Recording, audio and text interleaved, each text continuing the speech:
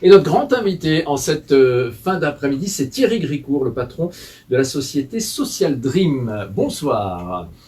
Bonsoir. Merci de nous rejoindre. Votre société est basée à Bourg-de-Péage. Depuis combien de temps d'ailleurs?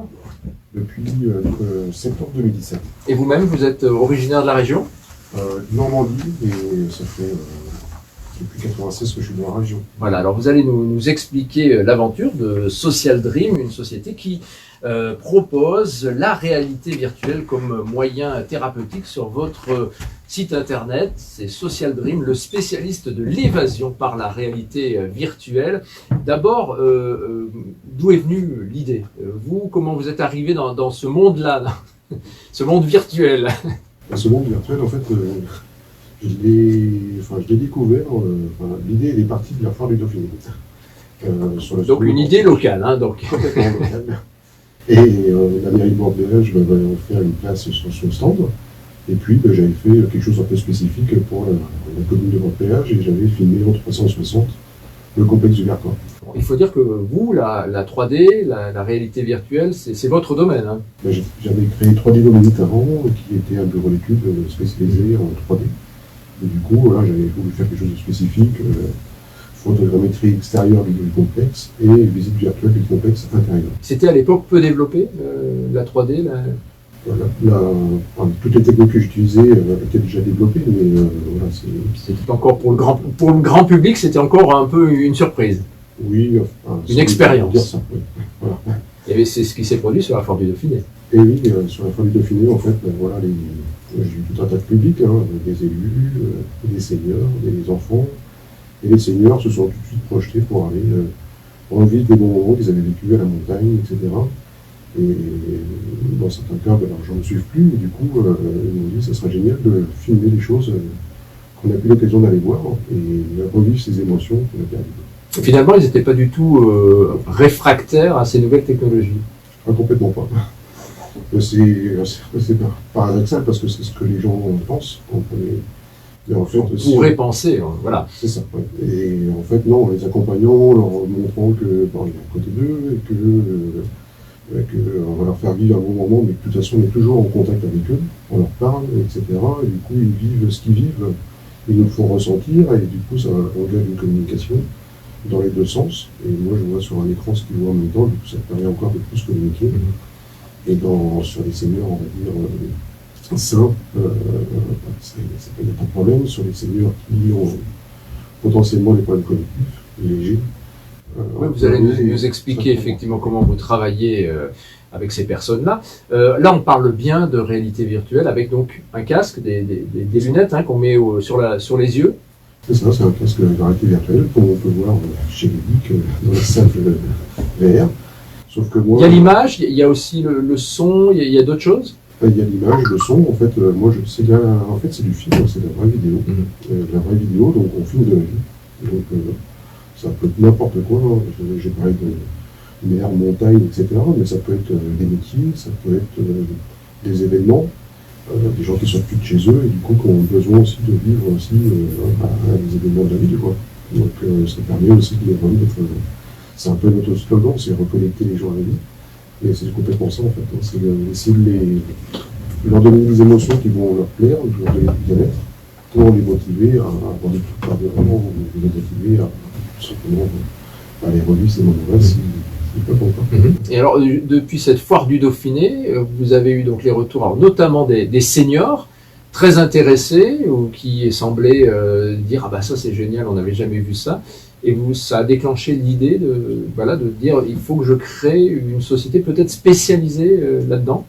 C'est ça, en fait, pendant presque un an, j'ai fait pas mal d'essais dans les structures comme les EHPAD, etc., les maisons de jour, pour l'Hermitage de Bourg-de-Péage. Et puis on a vu un peu plus ce qui se passait. Et donc à l'époque j'avais 3-4 vidéos. Et puis on s'est aperçu, j'avais le jardin de Borja, quelques scènes de montagne, etc. Et puis là, on s'est aperçu que oui, ils étaient demandeurs, et en plus, ils étaient demandeurs de tout et n'importe quoi. D'accord. Donc, voilà, on s'est dit, voilà, il faut y aller. Il y a une vraie demande, et puis on verra peut-être par la suite que. Alors, il y a une vraie demande, mais on aurait tendance à se dire, ah oui, mais alors, est-ce que ça ne va pas coûter cher? parce que voilà, c'est quand même un matériel coûteux aussi. Ça demande de réaliser les films, bien sûr. Donc au départ, vous aviez, je dirais, le retour aussi des structures qui disaient oui, si vous y allez, on est preneur. Hein. Alors, les structures ont été très intéressées parce que ça fait un nouvel outil aussi. Donc voilà, pour travailler, c'est diminuer l'apathie de certaines personnes, enfin, changer d'humeur, etc. Donc il y avait un marché quand même. Il y avait un marché. Le coût est un frein, ça c'est sûr, parce que déjà au niveau de la société, voilà, il a fallu. Aujourd'hui, on a plus de 150 films, mais il a fallu développer ces films. C'est vous qui les réalisez, hein, on est bien d'accord. Vous ne faites pas appel à une autre société. Voilà. Tout en interne, parce que du coup, on gère complètement nos vidéos, nos séquences, etc. Et après, on peut moduler comme on veut par rapport au type de personnes qu'on a en face de nous. Donc ça fait long, forcément, donc ça fait beaucoup d'argent. Et puis après, derrière, le frein, oui, c'est le financement des structures. Très honnêtement, c'est soit ils ont les moyens de le payer ou pas, ou alors il faut ça s'appelle un projet, etc., pour avoir des financements, notamment avec les départements, etc., pour aller financer ce type de prestations. Donc, au jour d'aujourd'hui, Social Dream, vous êtes l'une des seules sociétés à proposer ça? Alors, où il y a de la concurrence dans le domaine. Au départ, je pense que j'étais un peu le seul sur les seniors. Oui. Aujourd'hui, je suis vraiment le seul, notre 5-6 en France. C'est un secteur qui a un peu explosé quand même? Complètement, oui. Ouais. Je pense que c'est que le début, quoi. Non, oui, en plus. Parce que de toute façon, ce qu'on vise à terme, je pense que on sera tous d'accord là-dessus, c'est que la solution, c'est pas les structures d'accueil, c'est pas les EHPAD, etc. C'est le domicile, mais le domicile, il y a aussi besoin d'aller provoquer très motivation chez les gens à domicile, etc. Et là, il faut que chacun acquiert le matériel et son propre matériel. Voilà. Oui, ça serait pas tout à fait ce qu'on vise. Parce que l'accompagnement, moi, je ne veux pas qu'on fasse ça seul dans son corps. Oui, c'est ça. C'est que c'est accompagné. C'est quoi? Accompagné. Nous, on fait essentiellement accompagner. Donc, c'est soit des médecins ou des aidants qui se ont pris l'outil et qui font la prestation, ou alors c'est nous qui les rejoignons qui faisons la prestation. Donc là, effectivement, sur le domicile, on essaie de trouver des solutions qui soient, on va dire, pas très onéreuses pour aller intervenir à domicile, mais il y a pas mal de projets qui se concrétisent avec des aides à domicile, et là, on pourrait les accompagner sur du domicile, prendre un soin, etc. Bon, vous allez dans un instant nous en dire un petit peu plus, comment vous avez développé cette technologie, qu'est-ce que vous avez filmé aussi, qu'est-ce que vous proposez. Donc pour ces petits moments d'évasion et de bien-être, Social Dream, donc Thierry Gricourt, le patron de cette société basée à Bourg-de-Péage, est notre invité aujourd'hui. Patrice Caillé qui, tous les jeudis, vient nous présenter une nouveauté musicale ou bien accueillir des artistes dans ce studio. Et aujourd'hui, on sera avec la Gamme Dorée. Ben oui, quand même, ce groupe de chanteurs nés sur les bords du Rhône, à la Voulte-sur-Rhône, et qui fête cette année ses 70 ans. Bon, Patrice Caillé nous en dira un petit peu plus avec eux dans un instant. Mais pour l'instant, c'est Thierry Gricourt, le patron de la société Social Dream, qui est notre invité, basé à Bourg-de-Péage, qui propose donc, on l'a dit, la réalité virtuelle comme moyen thérapeutique. Vous avez su trouver votre place aux côtés des soignants, justement. Ça a été, il a fallu se faire une place, qu'ils y trouvent, eux, j'allais dire, leur compte, et que vous ne veniez pas empiéter sur leur plate-bande. Oui, question de confiance. En fait, nous... comme je disais tout à l'heure, on était parti sur les seniors, on le ferait juste du bien-être et de l'évasion. Et puis finalement, en fait, c'est à force de montrer ce qu'on faisait que des docteurs, des psychologues nous ont dit mais il y a moyen d'aller beaucoup plus loin que ça. Et si on travaille ensemble, je pense qu'on peut avoir des contenus qui soient complètement adaptés à certaines personnes. La construction, c'est vraiment fait ensemble alors. Complètement. Et aujourd'hui, c'est vraiment ce qu'on propose, c'est que on est rentré dans beaucoup d'hôpitaux, dernièrement, ça fait tout. Et du coup, on travaille avec médecins, ergo, kinés, etc., enfin de toute la gamme de ce qu'on peut avoir dans un hôpital. Et puis eux donnent leurs besoins, ce qu'ils imaginent avec ce que je vais vous montrer. Et puis à partir de là, nous, on a la technique, on a des contenus, et derrière, on peut moduler comme on veut pour leur offrir le contenu qui leur correspond. Alors pour ce qui est de la technique, les casques, le matériel aujourd'hui, c'est au point? Alors, Il y a toujours des évolutions à apporter. Les casques aujourd'hui, c'est des casques d'e-commerce donc j'utilise. D'accord. Qui pour moi ne me correspondent pas. Pas du tout adapté à mes besoins. Et aujourd'hui, on fait avec. Pour des problèmes, voilà, quand on regarde un jeu vidéo, par exemple, c'est joli, etc. Quand c'est la vidéo, c'est autre chose. Donc c'est beaucoup moins joli. Il y a encore des évolutions à faire dans. Complètement. Donc sur cette technique, on y travaille aussi. Donc il y a l'aide thérapeutique, hein, et il y a l'aide aussi technique. Bien sûr. Et on est sur la construction aussi d'un projet pour réaliser un nouveau casque. Pour avoir votre casque adapté à vos besoins. Et puis alors, il y a ce que vous proposez, les films. On peut dire que ce ne sont que des films. Il n'y a pas de réalité virtuelle, c'est-à-dire où on l'entend, on se balade, ça s'adapte à ce qui se... Non, on ne sait pas ça. Hein. Alors si. Alors, si, ça existe aussi. C'est ce que je vous disais. Alors, on va séparer les deux. La vidéo d'abord. La vidéo. Donc on a la vidéo, c'est une bulle, hein, c'est une bulle qu'on a filmée, une vidéo 360. Et aujourd'hui, notamment pour tout ce qui est le maintien de l'autonomie, mais aussi la rééducation, etc. Toujours avec la même chose qu'on défend, les mêmes valeurs, tout autour des émotions, de la motivation. Donc on essaie de faire travailler les gens dans des univers qui sont connus et réels. Donc on met des applications dans ces bulles 360. Donc là c'est des applications purement en 3D qu'on essaye d'adapter par rapport à notre bulle. Donc on peut faire travailler, je sais pas, on peut faire jouer les seniors à la pétanque sur le terrain de boule de Valence. Ah d'accord, voilà. Ah oui, ça c'est ce que je voulais savoir effectivement. Donc c'est vrai, on peut imaginer, voilà, jouer à la pétanque. Et on peut changer l'environnement comme on veut. Donc, comme un jeu vidéo finalement. Comme un jeu vidéo. Donc aujourd'hui ça avec des manettes, demain ça sera avec des gants. Et peut-être que demain ça sera plus dur du tout, et ça sera peut-être Et puis évidemment vous proposez de simples vidéos où là on voyage, enfin voilà. Là c'est une simple vidéo, là, où tout le monde prend du plaisir et voilà. Donc, vous le disiez, vous avez réalisé 150 films au jour d'aujourd'hui. On a 150 films au catalogue, on a encore une vingtaine à terminer à monter, mais c'est 100 films par an supplémentaires. Donc c'est vraiment des gens chez vous qui travaillent à ça? Ah oui, complètement. Au départ c'était moi, et puis à partir du 1er janvier, voilà, il y a quelqu'un qui rentre pour s'occuper que de ça. Et qui filme alors un peu tout?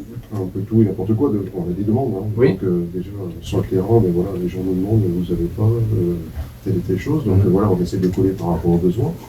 On essaie de coller aussi par rapport à ce qu'on a besoin, nous, pour aller sur le champ thérapeutique, notamment sur les problèmes cognitifs, comme Alzheimer. On commence 2 programmes de recherche sur Alzheimer, et du coup, on a besoin aussi d'images spécifiques pour les Alzheimer. Donc voilà, donc là donc ça peut aider aussi dans ce domaine-là, la mémoire. On veut prouver qu'on peut provoquer de la réminiscence. Donc ça, on a travaillé 3 années, ça je suis ministre avec 3 hôpitaux là. Et on veut la réminiscence, et puis en plus on s'est aperçu, enfin moi je le vis sur le terrain, donc après tout ce qui est thérapeutique c'est long à prouver. Oui. Très long. Mais donc c'est pour ça qu'il faut qu'on fasse de la recherche et que ça soit certifié. Mais sur le terrain, on voit des choses fabuleuses et des gens qui effectivement sont apathiques, ils arrivent, ils parlent pas, etc. Et puis finalement, en étant isolés sous ce casque et en étant ailleurs, ils décrivent ce qu'ils vivent. Et du coup, des fois, il y a beaucoup plus de facilité à aller chercher des mémoires un peu perdues. Parce qu'ils sont ailleurs. Et, voilà. Donc finalement, de s'isoler sous un casque, ça va peut-être les ouvrir un petit peu plus aux autres. Ouais. C'est la question qu'on me posait. C'est paradoxal. On me disait que j'isolais encore plus les gens. Oui, parce que c'est la peur qu'on peut avoir. On dit, mais attendez, se mettre sous un casque, c'est ne plus être avec les autres, vivre autre chose, se projeter ailleurs, oublier, mais non, ça peut avoir d'autres effets. Et oui, donc ils sont isolés, mais en fait, l'effet qui est fort avec la réalité virtuelle, c'est justement on est coupé de l'environnement. Et cet environnement, il n'est pas forcément toujours plaisant. Donc quand on est isolé dans sa maison, etc., on voit les 4 murs toujours, et voilà, on en a marre. Un hôpital, c'est pareil. Ou en structure en EHPAD, voilà, quand on voit ça tous les jours, on n'est plus envie. Alors que là, on a ailleurs. Donc ça coupe de tout ça, et puis ça permet de se libérer, quoi. Et c'est ce qui se passe la plupart du temps, quoi. On se libère, et il y a de nouvelles émotions qui ressurgissent, quoi. Et vous, de temps en temps, vous mettez un casque au bureau, vous libérez, partir ailleurs. C'est ça, Ça fait quelques années que je pars pas en vacances, mais je suis en vacances déjà sur mon casque. Virtuellement, très bien. C'est dommage, j'aurais dû vous dire de nous en amener un aujourd'hui. On aurait voyagé un petit peu, on aurait pu décrire ce que l'on voit. Thierry Gricourt, donc le patron de Social Dream, vous allez nous parler de vos projets dans un instant. Restez avec nous. Et puis auparavant, on va aussi accueillir Patrice Caillé, et donc la Gamme Dorée, ce groupe qui fête ses 70 ans. À tout de suite sur France Bleu de Romardèche après les B-52s. Marline, sur France Bleu de Romardèche, 17h40. Notre grand invité, Thierry Gricourt, le patron de la société Social Dream, basée à Bourg-de-Péage, une société qui propose la réalité virtuelle comme moyen thérapeutique. Alors, vous proposez effectivement différentes choses, on l'a dit, depuis le coup d'envoi de la société, il y a des choses qui ont bien évolué, beaucoup plus de films à disposition, beaucoup plus de choses de réalité virtuelle, c'est-à-dire d'action que l'on peut réaliser grâce à ces casques et à d'autres ustensiles. Parce qu'il y a le casque, et vous le disiez, il y a aussi d'autres choses. Oui, aujourd'hui, on est en train de s'équiper d'une combinaison de tracking. Carrément une combinaison. Parce que du coup, c'était la demande des kinés et des ergothérapeutes qui voulaient faire travailler les gens, mais du coup, pardon. On s'est aperçu que voilà, on pouvait créer des émotions positives et du coup de la motivation dans les environnements plaisants. Et du coup, pour rééduquer, gagner du temps sur l'éducation et des fois même aller plus loin dans les gestes, parce qu'on s'est aperçu que les gens sont un peu déconnectés. Et ils n'ont plus les mêmes points de repère et du coup, la gestuelle est des fois beaucoup plus amplifiée. Donc c'est le cas là j'ai équipé le CHU d'Orgon, en oncologie pédiatrique. Suite à une opération, suite à des soins, le kiné les fait travailler avec des applications qu'on leur a fournies. D'accord. Carrément, avec une combinaison, on peut être transporté ailleurs. Alors, à Rouen, c'était pas que la combinaison, ça c'est des choses qu'on propose dès maintenant. Là. Et là, on peut se balader dans la pièce, on pourrait faire le tour du studio, la combinaison peut être autonome. Et du coup, là, on se déplace physiquement, on peut être dans un autre monde, et puis aller faire ses courses dans un rayon de magasin, on peut faire quelque chose. Quoi. Donc le but pour vous, c'est vraiment que vous adaptez à la demande. Complètement. C'est vraiment notre but, on n'est pas médecin, même si au mois de janvier, il y a un neuropsychologue qui va rentrer dans ce CDI. Ouais, c'est important. C'est important parce qu'on a besoin d'aller vers la recherche justement pour prouver que ce qu'on fait est bien. Et puis aller toujours plus loin. Quoi. Donc, et puis moi, ce que je veux, mon but ultime, on va dire, c'est qu'un jour, on va en faire quelque chose de reconnu par la santé et en faire un vrai médicament. Quoi.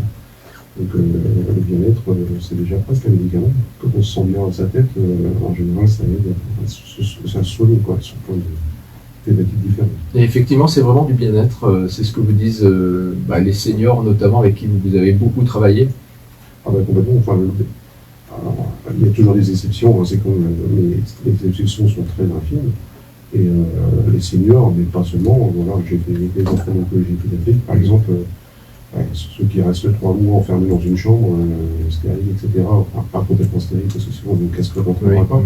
Mais voilà, c'est 3 mois d'enfermement. C'est un moment d'évasion énorme. Mettre les pieds dans l'eau au bord de la mer, voilà, déjà, ils sortent de leur chambre, quoi. C'est un joli moment, quoi. Voilà.